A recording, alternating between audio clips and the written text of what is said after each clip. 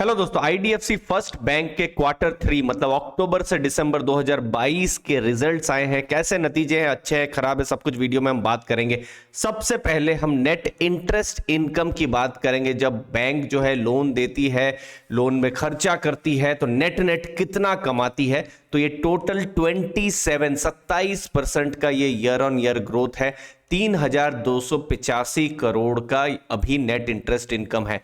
Profits की अगर हम बात करें तो 115% प्रॉफिट बढ़ा है, मतलब प्रॉफिट डबल हुआ है। अक्टूबर से दिसंबर 2021 में प्रॉफिट 281 करोड़ था, जो सितंबर क्वार्टर जो था 556 करोड़ का प्रॉफिट हुआ था, और अभी जो दिसंबर क्वार्टर जो रिजल्ट आए वहां पर 605 करोड़ का प्रॉफिट हुआ। मतलब 281 करोड़ से प्रॉफिट बढ़कर 605 करोड़ का प्रॉफिट हुआ। 115% का ये एक बड़ा ग्रोथ हो रहा है।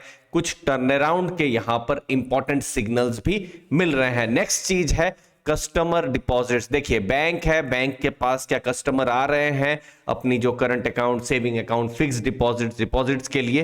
तो आप देख सकते हैं टोटल डिपॉजिट्स मार्च में 93,214 करोड़ थी, जो अभी बढ़कर 1.23 लाख करोड़ हुई है। ईयर ऑन ईयर ये 44% बढ़ी है। क्वार्टर ऑन क्वार्टर अगर आप देखेंगे तो ये 8% बढ़ी है। तो यहां पर कस्टमर के द्वारा भी डिपॉजिट एक स्ट्रॉन्ग ग्रोथ हमको देखने को मिल रहा है। फिर डिपॉजिट में एक और इंपॉर्टेंट रेशियो है, वो है Kasa ratio. Current account, saving account किसी भी बैंक के लिए बिल्कुल सस्ता पैसा होता है करंट अकाउंट, सेविंग अकाउंट। तो ये 50% के आसपास में है, जो कि पिछले कुछ सालों से स्टेबल हो रहा है। मार्च में 51.7% था। इनफैक्ट अभी जो भी रिजल्ट्स आए हैं बैंकों के, तो हमने देखा है कि कासा रेशियो कम हो रहा है, क्योंकि एफडी के रेट्स बढ़ रहे हैं। तो बहुत सारे जो कस्टमर्स हैं वो अभी एफडी ज्यादा प्रेफर कर रहे हैं, लेकिन 50% एक स्ट्रॉन्ग कासा रेशियो बिल्कुल बोला जा सकता है। अब बात करेंगे लोन्स की, क्योंकि डिपॉजिट तो बैंक ने लिया, लेकिन क्या लोन में ग्रोथ हो रहा है? तो यहां पर हमको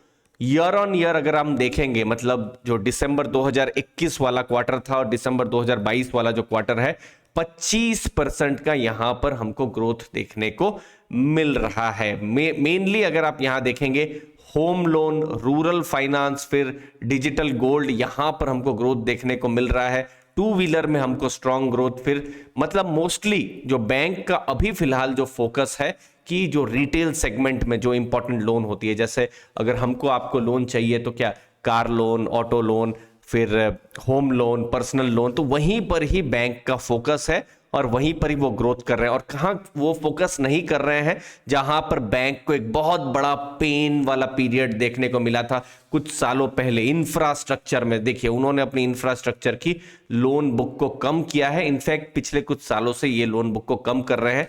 ओवरऑल अगर आप देखेंगे 1.52 लाख करोड़ की यहां पर उनकी जो लोन की बुक आप देख सकते हैं। अब लोन हुआ, यहां पर सबसे बड़ा जो पेन पॉइंट था वो था इंफ्रास्ट्रक्चर का। देख सकते हैं आप 26,832 करोड़ की ये लोन बुक थी, जहां पर उन्होंने पावर सेक्टर, रोड सेक्टर में लोन दिए थे। और एक बड़ा एनपीए हो जाए तो पूरी बैंक की बैलेंस शीट हिल सकती है। ये मार्च 2018 से ये घटकर अभी सिर्फ पूरी जो भी बुक है उसका 3.6% ही रह गया है। तो ये बैंक की स्ट्रेटेजी है, यहां कोई सही गलत नहीं है, बट ये बैंक की स्ट्रेटेजी है कि बैंक ने उसमें हाथ जलाए हुए हैं। तो अभी वो इंफ्रास्ट्रक्चर में फोकस ना करके फोकस कहां कर रही है? Home loan, loan against property, फिर टू व्हीलर, फिर गोल्ड लोन, उन सब जगह में बैंक फोकस कर रही है। नेक्स्ट है एनपीए। देखिए, किसी भी बैंक के लिए एनपीए जितना कम हो उतना अच्छा होता है।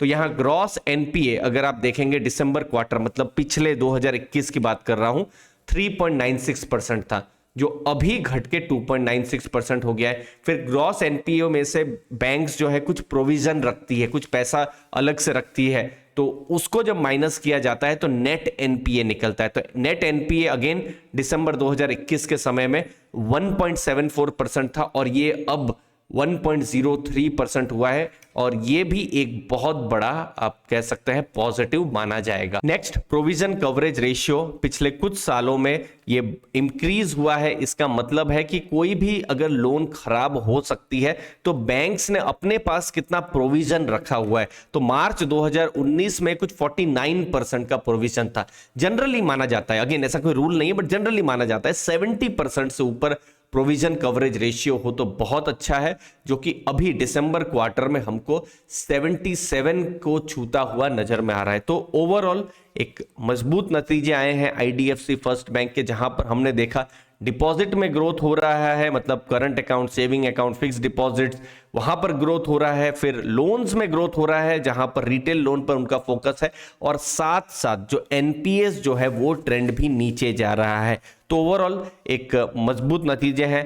नाउ अब मार्केट के ऊपर है कि मार्केट अब इन नतीजों को किस हिसाब से देखती है।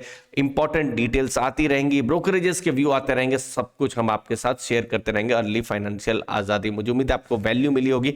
धन्यवाद दोस्तों। लास्ट में दोस्तों, इन्वेस्टिंग में दोस्तों बहुत सारे चैलेंजेस हैं, जैसे स्टॉक सिलेक्शन का सही होना, सेक्टर सिलेक्शन सही होना। अगर गलत सेक्टर हो और सही स्टॉक हो तो भी वेल्थ बनना मुश्किल हो जाता है। और सबसे बड़ा चैलेंज, कोई इन्वेस्टिंग फ्रेमवर्क नहीं होना। जनवरी के महीने में कोई ग्रोथ इन्वेस्टर बन जाता है और फरवरी वैल्यू इन्वेस्टर बन जाता है और मार्च के महीने में कुछ भी रैंडम खरीद लेता है। तो यहां पर अपनी खुद की एक इन्वेस्टमेंट फ्रेमवर्क होना बहुत जरूरी है, और इसी गैप को हम ब्रिज कर रहे हैं एक अल्टीमेट कॉम्बो कोर्स के जरिए। स्टॉक सिलेक्शन और सेक्टर एनालिसिस 2 कोर्सेस है, यहां पर 21 वीडियोस है और उसमें से 3 फ्री कंटेंट भी है।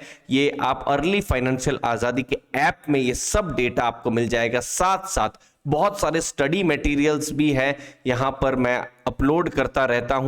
यहां पर मैंने stock analysis, sector analysis, investing framework related चीजों को बताया हुआ है। सेक्टर एनालिसिस कोर्स में मैंने auto sector, FMCG, infra, pharma, insurance, banks, कैसे उनको स्टडी किया जाए, एनालिसिस किया जाए, उनके बारे में बताया है। और इस कोर्स की कीमत 3000 नहीं 1299 रुपए है दोस्तों। अभी बहुत ही लिमिटेड पीरियड का एक डिस्काउंट भी इस कोर्स को चल रहा है। आप ऐप को डाउनलोड कर सकते हैं, डिस्क्रिप्शन बॉक्स में ऐप की लिंक है। मुझे उम्मीद है आपको वैल्यू जरूर मिलेगी। और साथ साथ मैं यहां पर लाइव क्लासेस भी लेता रहता हूं, बहुत सारे फ्री मटेरियल्स भी अपलोड करता रहता हूं। धन्यवाद आपके टाइम के लिए। थैंक यू दोस्तों।